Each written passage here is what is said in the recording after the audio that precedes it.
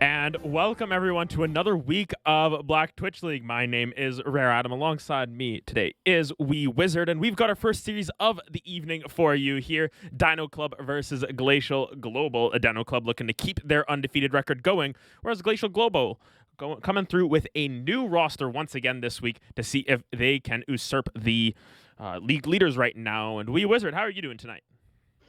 Doing pretty good, and I'm excited for this match. We have from the side of Dino Club, we have a team that has been pretty consistent through this entire league. And we also have Glacial Global facing off, where they've gone through some roster troubles and changes, but maybe they've unlocked some special new synergy tonight, and we're going to see them pop off in their first match playing together. Let's wait and see bands starting to come through from both sides. Dino Club, we see Ivor and Echo and Yone band out. Well, from the side of Glacial Global, we see Zinzao, Kha'Zix. So it seems like a lot of jungle targeted bans so far. I believe maybe four. I don't know if Echo counts, probably for both jungle bans coming out. And, it's a little surprising that we see, the Iron band out, probably an OTP from the side of Glacial Global. What do you think of these bans so far? I think it's very obvious where they're targeting it. Obviously, to both of those junglers, Delightful Jew has played some very strong early game junglers, especially specking more into that AD side. And of course, Buff's Maokai always has to be respected. But Dino Club hovering that Seraphine right now. Champion has risen a lot in priority, but the Nami gonna get picked up. This should mean that Lucian follows. Yeah, although it is a little interesting to first pick Nami. Not necessarily, I would say, the most contested pick. It looks like Glacial Global is going to be following up with our favorite, most popular jungle at the moment, Jarvan the Fourth. And hopefully Dino Club followed up with a Lucian, but they don't necessarily have to, right? Nami's received quite a few buffs recently, along with the mandate changes that have definitely improved her as a support. And I think she's definitely earned her spot in the meta as one of the enchanters of choice. I think that is very true, and there has been a lot of talk about what runes are correct on Nami right now. Last week when I was casting with Etoe, we were talking about how Electrocute Nami is apparently the new meta, especially when you pair it with that Lucian, but we will see what comes through, but looks like we're going to get Enchantress versus Enchantress in the bot lane. Coach Kirk versus Solus Alyssa, going to be going head-to-head Nami versus Soraka, and if we want to talk about champions that did get buffs recently, Soraka being able to remove those grievous wounds sort of saves her a little bit. Yeah, I mean it's mainly just for the old healing, right? Because usually if grievous is being applied, it's going to be applied immediately after as well. It's not like grievous immunity, but more like temporary respite, so that Soraka can get just some guaranteed healing through from her Wish ultimate. And we do see the Lucian picked up from Dino Club. Having that Lucian Nami bot lane should give them, a pretty one of the, I would say, most meta bot lanes at the moment. Maybe Misfortune, a Mumu among them as well. And the Ornn picked up from Dino Club, picking up the Ornn Horn quite early, just to say, we have some engage, we have some disengage. We're comfortable blind picking Ornn into whatever you have. And it looks like Glacial Global is going to finish off their bot lane with Ezreal to combo with the Soraka. Yes, the Ezreal going to make sure that that lane is, I dare say, as safe as possible now that we did see the Lucian locked in. Yeah. Very aggressive, one of the lanes that we've seen a lot at Worlds. Lucian getting to be one of the highest pick ban champions there just by virtue of those buffs, which is really interesting considering he was nowhere near the bot lane before. But as you said, that Ornn going to come through for Boif has shown a lot of comfort on those tanks in the top lane. Of course, the Maokai comes to mind, but the Poppy band coming through, interesting from Glacial Global. Looks like they're scared that Delightful Jew might be looking to flex that around. Yeah, and when you're picking Jarvan the Fourth as your primary engage option, you definitely don't want the enemy jungle to be Poppy, just denying the Jarvan from doing what he needs to do. His E flag drag combo in. We do see some mid bans starting to come out. We see Vex from the side of Dino Club and Twisted Fate from the side of Glacial Global. Ironically, Global is banning the Global Ultimate from Twisted Fate. Just a little funny play on words there. But overall, and the Silas band out. That's definitely a good idea when you have, Ornhorn, Nami, Tidal Wave, and the Culling. Silas can have some pretty good ultimates to steal from, and they may be choosing a mid laner with a high priority ultimate, and they just want to say, you know what, Silas not going to be stealing our ultimates today. Yeah, and to be fair, Silas stealing away the Nami ultimate or Illusion ultimate isn't the best thing to go up against, Tidal Wave versus Tidal Wave, but Yeah. looks like they're going to be flexing that Jarvan as Lilia gets locked in. It gives the potential for both Jarvan or Lilia to go into either the top or jungle, so keeping everything a little bit more ambiguous, but Lilia top lane into Ornn seems to be a decent matchup. What do we think of that if that comes through? Yeah, I think Lilia definitely has high potential to bully um, melee top laners, especially ones with very little stick potential, like Ornn. And if the Lilia has good positioning, they can definitely, dance around Ornn with their Mach 5 movement speed just from the Lilia Q passive. And it's rough to play against. I've played against it as, even as a Shen with the E taunt. It's just not enjoyable. But Dino Club rounding out their roster with Lee Sin and Kassadin. Blind pick Kassadin. What do you think about that, Adam? Yeah, Kassadin is interesting. I just want to remind Dino Club the AP Shield Bow item has not come through yet, and interesting to see that come through, but it may just be something of a comfort pick for the side of Dino Club here, as I just realized our lobby expired, so we'll hopefully be getting back into that one Oh no. as soon as possible, but yes, very interesting to see the Kassadin come through. Akshan is the answer to that as well, so very interesting end of draft here for both of these teams. I like the first half. The second half just throws a bunch of questions, not only for us, but for the rest of the teams as well. So I will be very interested to see how this works out. Yeah, definitely. And looking at the Dino Club's composition, we do see quite a nice spread of capability, right? We have lots of opportunity for engage with the Ornn and Nami, and we have DPS with the Lucian Kassadin. We have a bit of tankiness with the Ornn, Lee Sin, pseudo tankiness with Gore Drinker. Overall, they seem to have pretty nice rounded out composition. While when you look at Glacial Global, it seems that they're trying to draft a little bit more of a, I would say, interesting composition, right? When you look at their comp, you don't see what I would call an actual front line, right? You have the Jarvan, which is similar to the Lee Sin, where you have the pseudo drain tankiness with Gore Drinker, but past that, you're just four squishies with a Soraka, right? So it's really going to come down to, does this Kassadin get fed, right? Because if Kassadin has high presence in this game, he's just going to run rampant on these, four squishies on the side of Glacial Global. Yes, and we're just trying to rejoin that custom lobby there. So there's space. And we will just get that under control as quickly as possible. Always, never a dull moment when it comes to setting up lobbies. I feel like that is just a trend with League. You just try and get everything to work properly, and it does not work as you intended it to. So we will get that all sorted out. And we'll be good to go as soon as we get it sorted out. Oh, my League client crashed. Never mind. Okay, so League is not happy with us today, to say the least.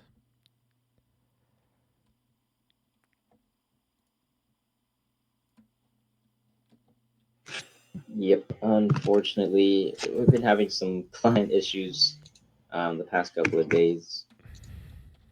Lobbies crashing all the time.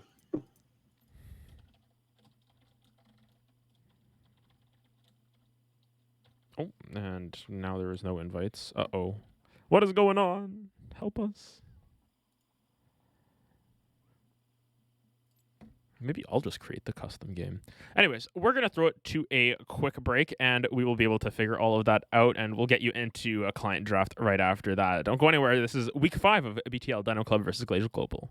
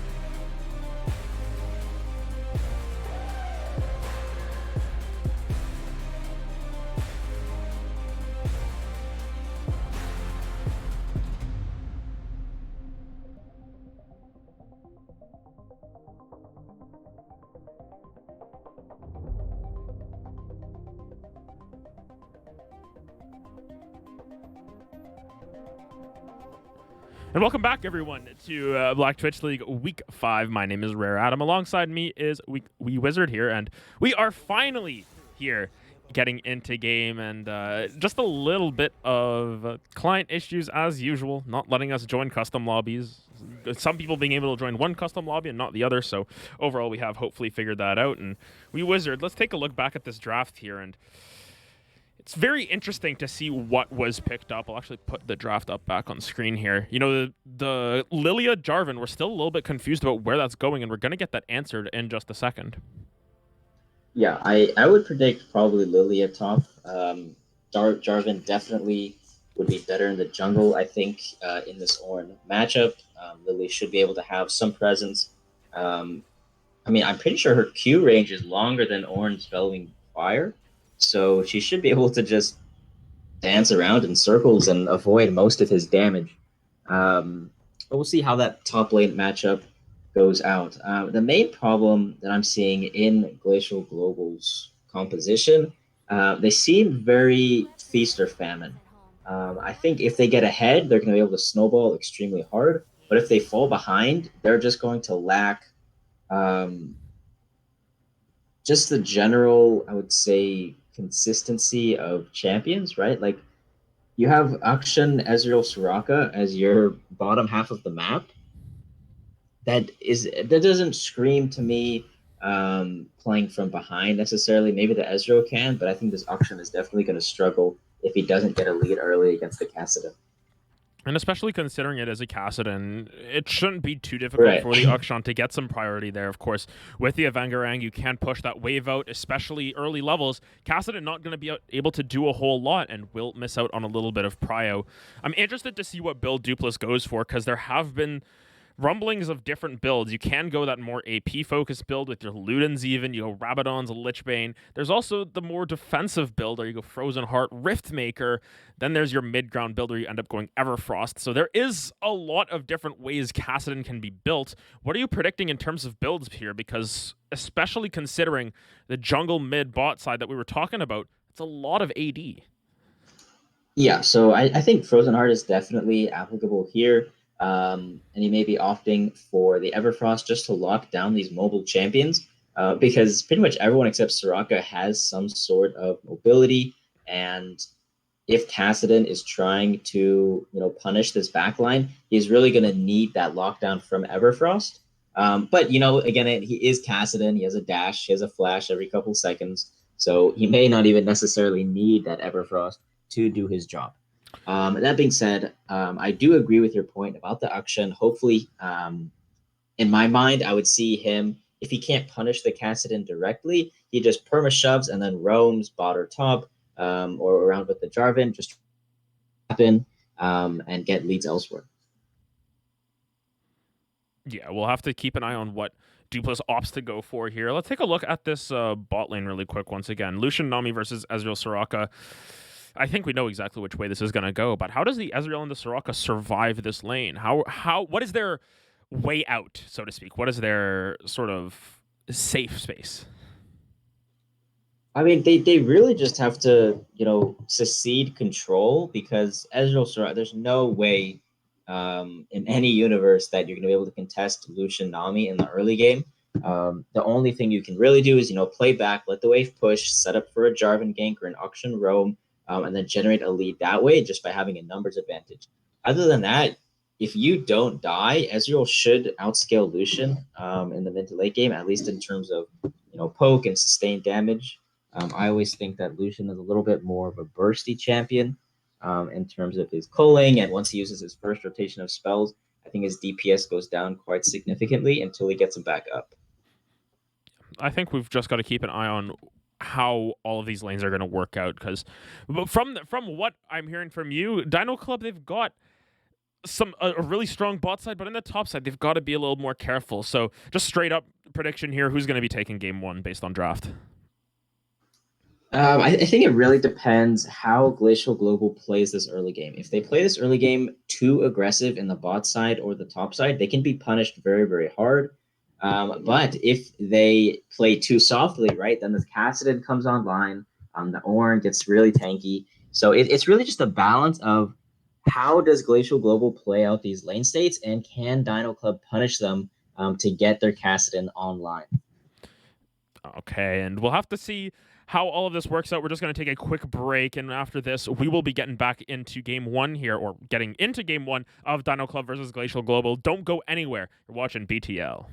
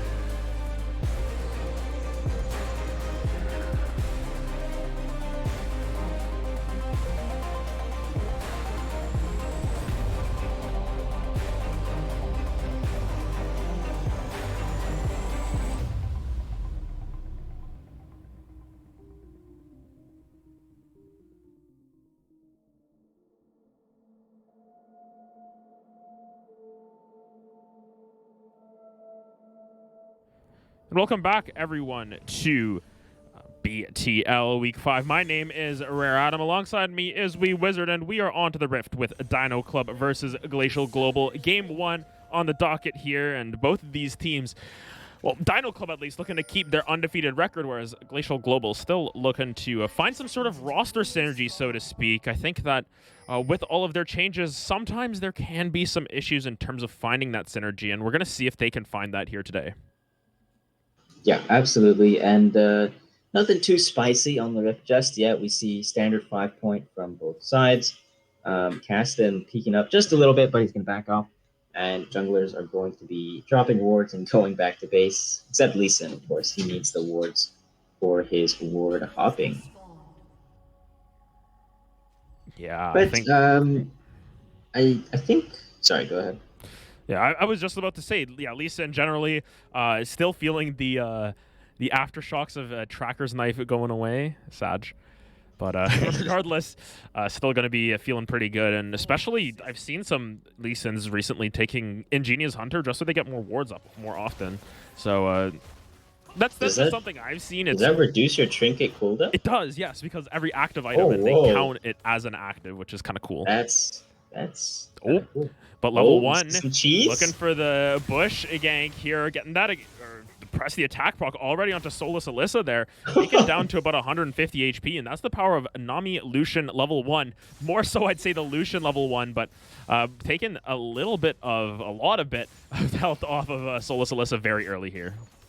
Yeah, not only this, but Nami has the capability of healing either herself or Lucian, while Soraka can only heal Ezreal. But look at this, Jarvan coming for the cheese. No wards placed down. Yeah, this is the power of Jarvan. You can gank at level 2. The EQ going to Oh. force the flash out of Rim Almighty, and I dare say I was expecting that because Jarvan so good at level 2 ganking, because Flag and Drag is really all you need. You burn at least the flash or you get a kill.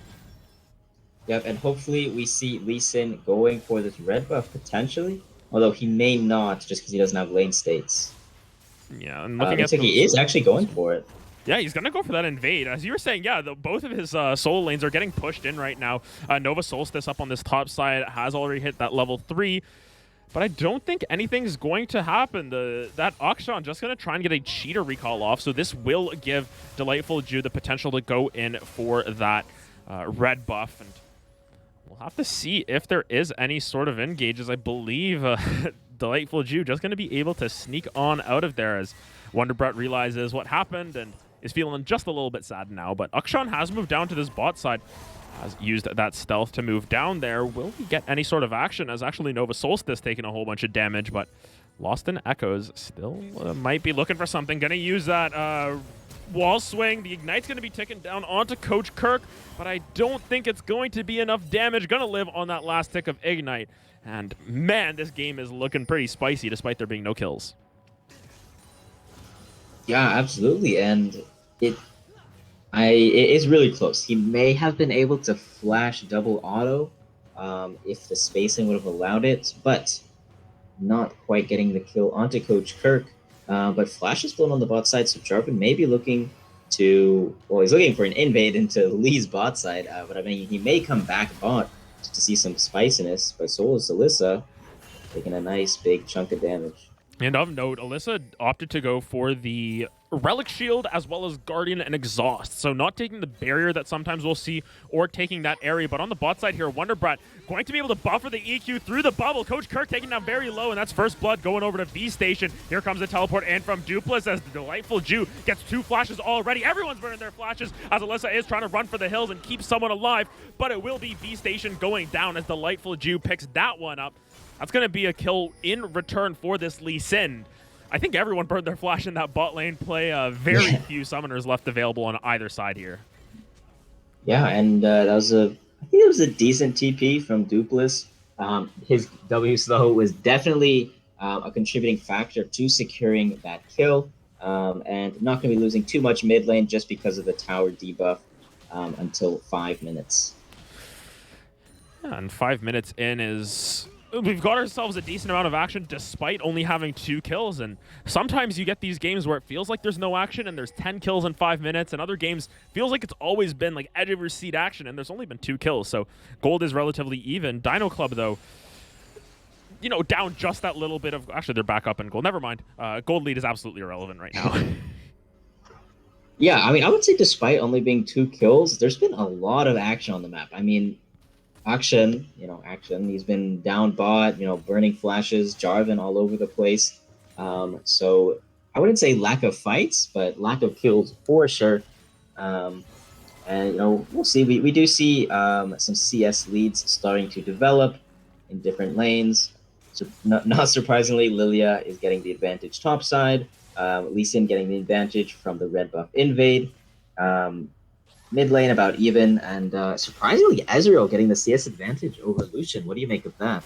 I think that the Ezreal getting the CS lead might just have to do with where the lanes were left. Ezreal did die at the end of that last fight, but the wave was kind of already gone. There wasn't too much to miss out on, but there is a wave pushing towards Rim now. Should start to even out, but I think that this Lucian is still feeling pretty happy. Generally, that lane starts to switch around level 11 when your Ezreal gets, an item and a half, finishes that Man Immune, finishes that Trinity Force or Divine Sunderer.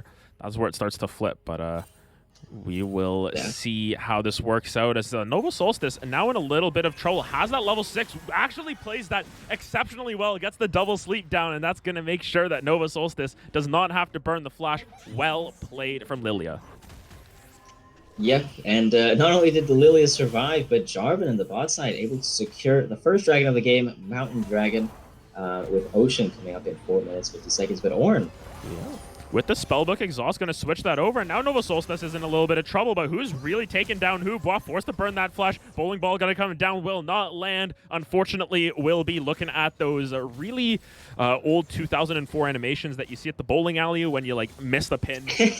Yeah. I watched a compilation of that recently. You know, YouTube recommended, always coming in clutch, and I just, like, remembered how weird they were. But Coach Kirk down in this bot lane, gonna get taken down by V Station. Rim Almighty's heal not enough to keep him alive, and unfortunately, this Lucian Nami lane not working out as well as we expected it to. And actually, Lilia died as well. We missed that completely. Yeah, and actually, I think that was at least then managed to pick him up. Oh, that's close.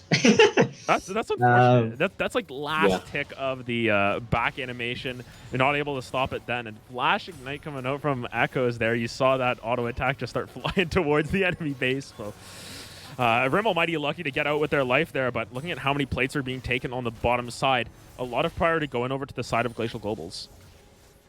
Yeah, but as we were talking about in Champs, like I think this lane is not necessarily just in the 2v2, but the strength of this Jarvan pick, because V Station and Solus Alyssa, they have been very prominent about letting the wave push to them. Jarvan comes in for a gank, and that's pretty much exactly what you want in this bot lane. Yeah, it has been quite well played from the side of V Station and Solus Alyssa. No, they have been finding advantages where they can. Up on this top side now, Delightful Jew in a little bit of trouble. Going to be put to sleep, and lots of damage coming through from Nova Solstice, but Delightful Jew has enough healing of his own, but we might see ourselves Shelly flipping the script here. Looks like that bowling ball will get stopped up by Boif, so no one going to fall down to neutrals this game. No Renegades versus Dignitas, was it? The legendary 4-kill Rift, but very close call. Yeah, and that was a pretty good roam by Nova Solstice. Great ward on the Rift Herald, gonna spot out the Lee Sin. Trying to sneak that away while Jarvan was bot side, but nope, that's top priority. We have it with the Lilia pick, and you're not getting any Rift Herald on our watch. Yeah, no Rift Herald quite yet. Still about 5 minutes to take the fullest advantage of that, of course, getting those plays down, so not quite doomed. But in his bot lane, here comes the Jarvan once again, gonna flash forward, going for the Cataclysm on Coach Kirk. There is the flash in reply, and fortunately that silence was just a little bit too late coming through from Solus Alyssa, but ends up being jungler flash for support flash, and just this Jarvan is camping the crap out of this bot lane right now. Yeah, and I think that's the perfect place to do it, right? You have Lilia. She can pretty much 1v2 in this top lane. We've seen it happen. Mid lane, Auction should have pretty decent lane prio into... V Station forced to use the heal to get away from the culling, but yeah, as you were saying, in that mid lane, Akshan has the shove potential, but look at the CS gap. I'm really interested to see that it's actually not the best situation for this Akshan in terms of farming. Delightful Jew going to be looking for Wonder Brat here, getting the Sonic Wave over the wall, and that's a great play from Delightful Jew. Picks up his 3rd kill of the game, and this Lee Sin definitely kind of showing why you probably should ban that against Delightful Jew, as Rim Almighty on this bot side taking a big chunk from that Ezreal. But in the mid lane, Akshan in a little bit of trouble. Ornhorn going to land really good angling on that to make sure that even if Lost in Echoes was able to get away, it lands, and Dupless able to pick up that kill. And this mid lane now starting to go in favor of Dino Club a lot earlier than we expected. Yeah, absolutely. And the thing I like about V Station is he is going for the Trinity Force over the Divine Sunder. I think it's definitely an underrated pick, going for the Trinity Force. And I think the win rate is very comparable, if not just straight up better than Divine Sunderer. Yeah, and oh my goodness, just every time we look bot lane, like directed camera will just leave us there for a solid like 5 seconds where nothing's happening. Then we get a second of action, it moves somewhere else. So yeah, as always, just trades going back and forth. And up on the top side, as of right now, you can see we actually have our first mythic complete, and it is on that Ornn. Has completed the Frostfire Gauntlet. I was trying to remember what the Ornn item version of it was called, but I realized doesn't even have it yet. But he doesn't have it yet. It is the Frostfire Complete first for Boif, so it will be growing in size as we get later on into this game. You may see some cheese coming up in the bot lane. Jarvan did pick up the Rift Herald on the top side with that Lilia priority. While Lee Sin is going for the Ocean Dragon, securing it very nicely. And we are on a Cloud Soul map, so nothing too spicy. You know, I don't know if you watched the preseason information, but the only... Oh, we'll talk about it in a second. Yeah, Soulless Alyssa Oh, with a great decent silence. silence. Yeah, silence cancels out the culling, but Rim Almighty, I'm pretty sure, was running out of mana regardless, so might have just been using that to remind him who's boss in this lane.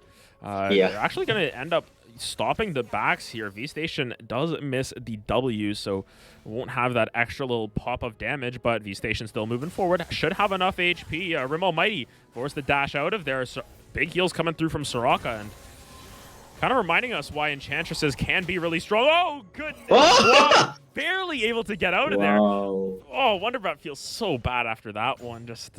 I mean, that was dangerous play from Whoa, I'm going to be honest, because...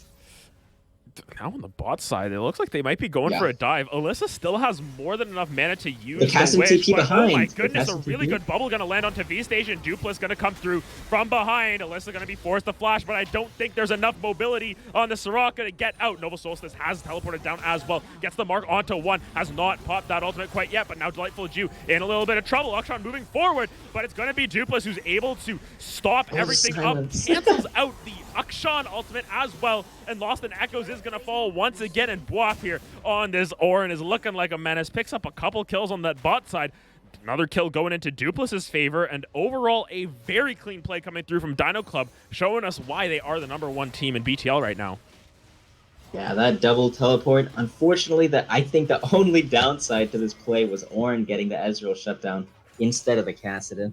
But nothing too serious, right? The Kassadin still is 40 CS up and has 2 kills, so he's not complaining at all. Oh, and that's just going to be one more added to his one more added to his resume. Now, I want to bring attention to something. Kassadin is level 11, but it's also 3-0-3. This is the last person you want to be giving free kills over to. Dupless has had incredible control over this game thus far. Oh, Delightful Jew making us showing off his mechanic, just going for a little bit of the play.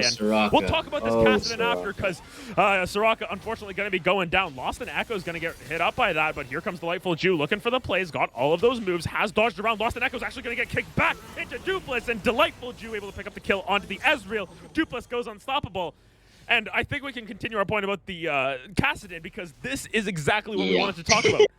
5-0-3 now, level 11. Oh my gosh! You do not want to play against this. This is a game where the one thing I was thinking in the last 30 seconds, like, he's 3-0, no Dark Seal. It's not that big of a deal. And then then this happens, 2 more kills straight into his mouth. He's a problem. I mean, he's sitting on 2k gold right now.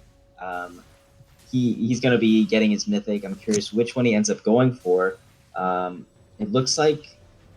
I think he's going for the Everfrost. There it is. Riftmaker, or sorry, Everfrost, not Rift.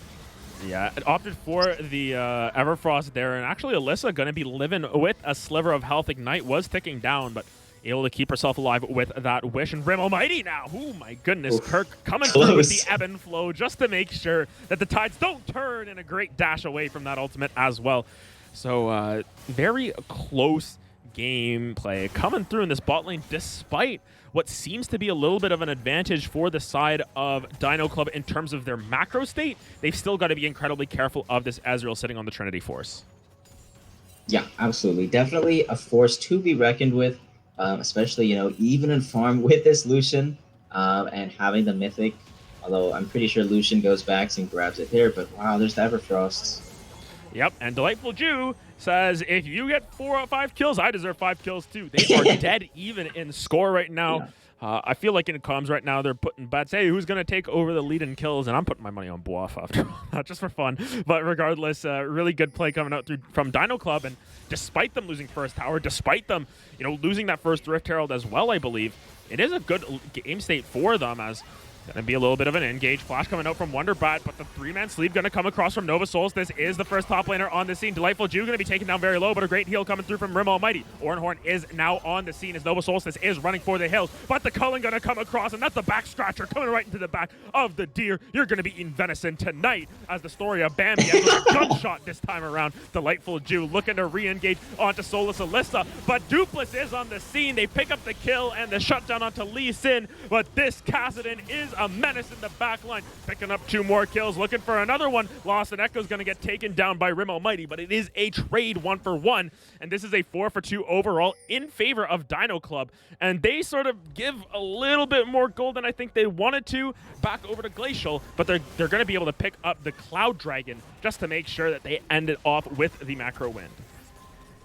Yeah, going back to what I was talking about a little bit before we got cut off by a fight. I don't know if you watched the preseason gameplay, but they're adding 2 new dragons, and the only thing I could think of watching that was, yeah, we think Cloud Soul is bad now. Cloud Dragons are bad now. Just wait till we see these new overpowered Bard Rift. And Cloud Dragon's going to be even more undesirable. Yeah, I was actually talking with some of the academy coaches about this, and we sort of came to the conclusion that they should tell you what dragons are spawning. And there's 2 ways you can do it. You either say what the first dragon is exactly.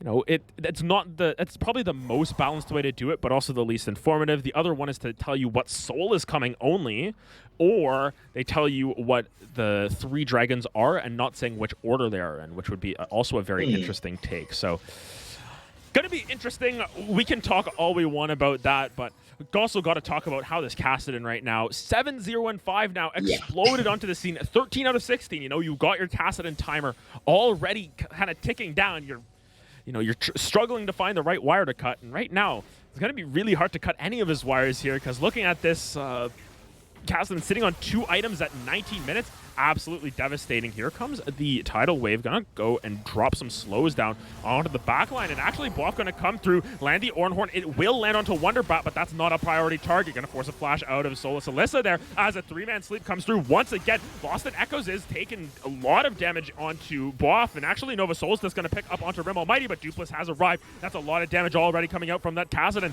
Hasn't stacked up too many ultimates quite yet.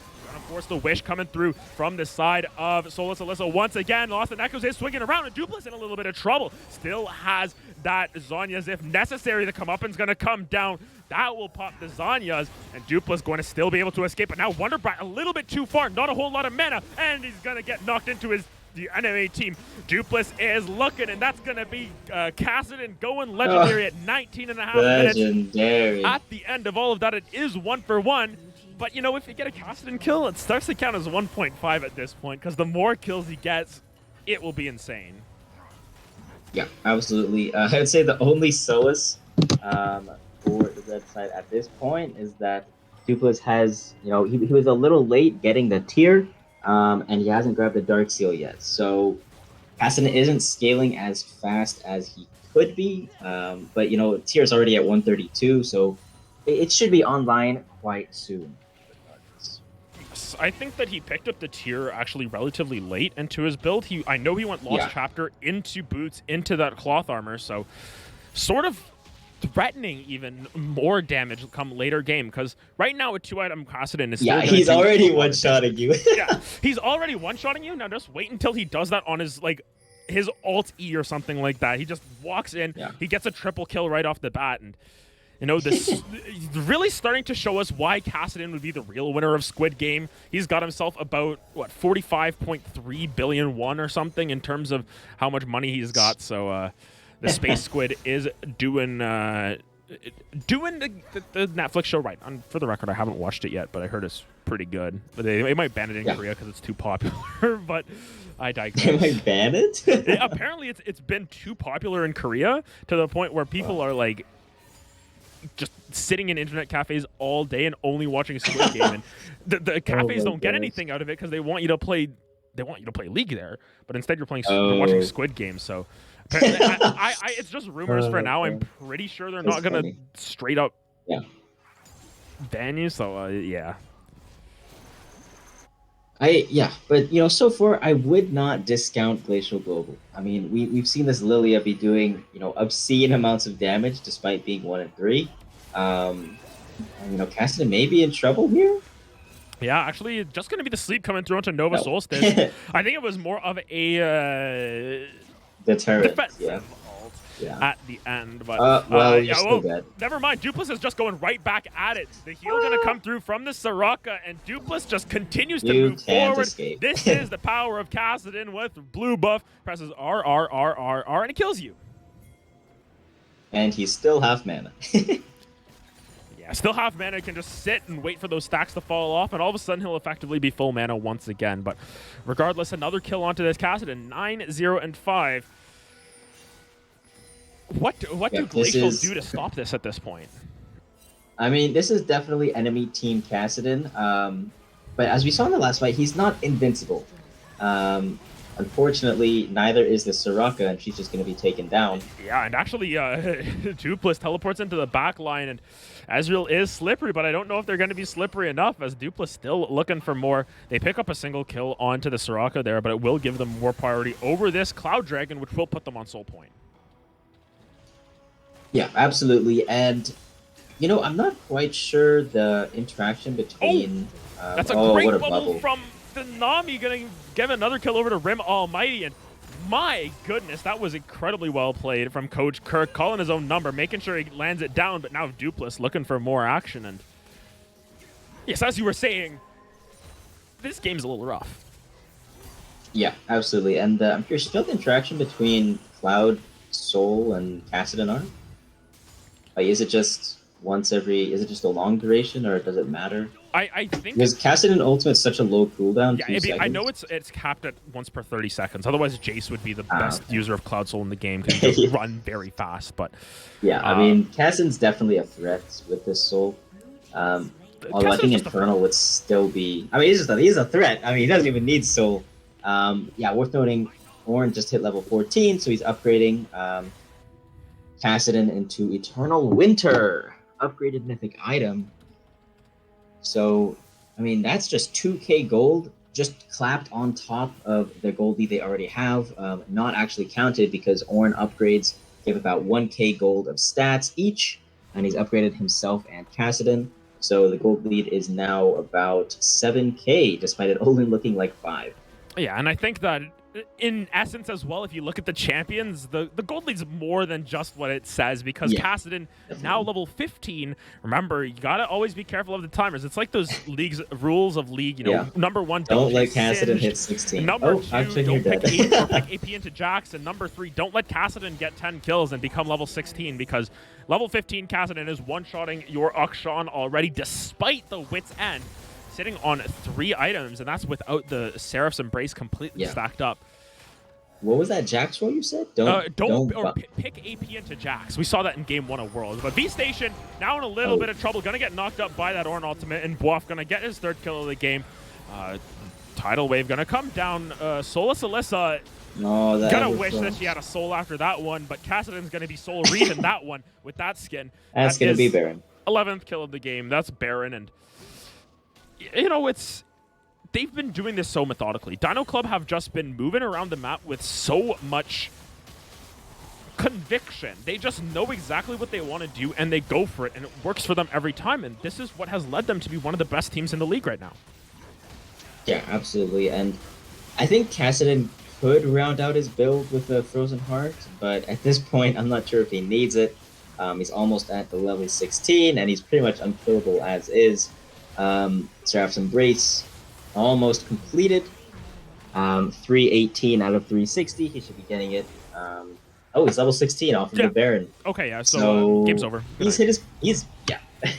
I mean, at this point, blue buff, level 16, Kassadin, 11-0-6. I mean, this is exactly what we're talking about in draft, right? If you're Glacial Global, pretty much your only job, don't let the Kassadin scale. And guess what? The Kassadin is scaled. He's level 16, 3.5 items. He's going, he's just saying, screw you guys. I'm going straight into death cap. Nothing you can do to stop me. And he doesn't even need death cap at this point. I'm pretty sure they could just run down mid as 5 people, one-shot the entire team, and just end the game. Yeah, man. Which looks like they're maybe going for it. Looks like Kassadin is split pushing. for the time being, which is fine. He has TP to join if necessary.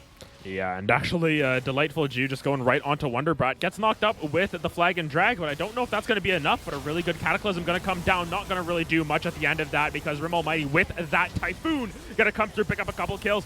Dupless just kind of sat there and was in the back line all up in their faces. Ends up being a triple kill for Rim Almighty. And that might just be like the game. I think that's just game. Probably. Yeah, just to make sure the button works. Cassidon has a 1 second cooldown on his ultimate. I mean, it's yes. it's over. It's over. Good bowling ball going to land onto 2 of them, but for the side of Glacial Global, they're going to be staring at a lot of gray screens for a little bit longer because it's still 15 seconds on Akshan and Ezreal. There is a minion wave with 4 minions. That's enough to end the game here, but here comes Nova Solstice going into the middle of the team. That's going to, oh my goodness, before the sleep even lands, they pick up that last kill, and that's going to be Cassidon picking up 12th kill of the game. That should be game for Dino Club. They play this Cassidon exceptionally well. They play their lanes to a T, and despite what we thought, it just seemed like Dino Club had the better draft at the end of it all. They're going in and aggressive onto Dupless, but so much mobility as Rim Almighty goes on. Unstoppable there. Solus Alyssa now getting taken down in the back line. Rim Almighty going to pick up 3. Will this be a quadra kill? No, it's going to be the Delightful Jew picking up that last kill. And overall, just an absolute demolition derby coming through from the side of Dino Club. Yeah, absolutely stellar performance from this Lee Sin, from this Ornn, not dying a single time. Neither has Cassidon. I mean, 32-5. It's brutal, absolutely brutal. Great gameplay all around. It was close, you know. Glacial, they played the early game pretty well. You know, we saw the bot lane getting a lead on this Ezreal. Jarvan was all over the map. Lily at top was doing pretty decent, but it just snowballed out of control, too hard, too fast. Lee Sin got ahead, then Cassidon got ahead, and then at that point, everyone else just got fed just based on the winning team fights. Yeah, in some ways, it was just a little bit of an unfortunate game state. You know, you had some win conditions that you needed to play towards. You needed to hope that Akshan is able to get ahead in that lane, but as we saw, just in the early game even, the CS coming through from Dupless on this Cassidon was just really devastating to see in some ways. You don't want to give a Cassidon that much gold that quickly, and from there, once he got that 1-item power spike, which I thought I'd never say, just started to run over that game. But we're going to head to a short break and set ourselves up for game 2, but don't go anywhere because Dino Club looking to go to 4-0 on 5-0? Keep their perfect record. We'll put it that way. Whereas Glacial Globals look to get some revenge after an insane Cassidon performance. Don't go anywhere. You're watching Black Twitch League.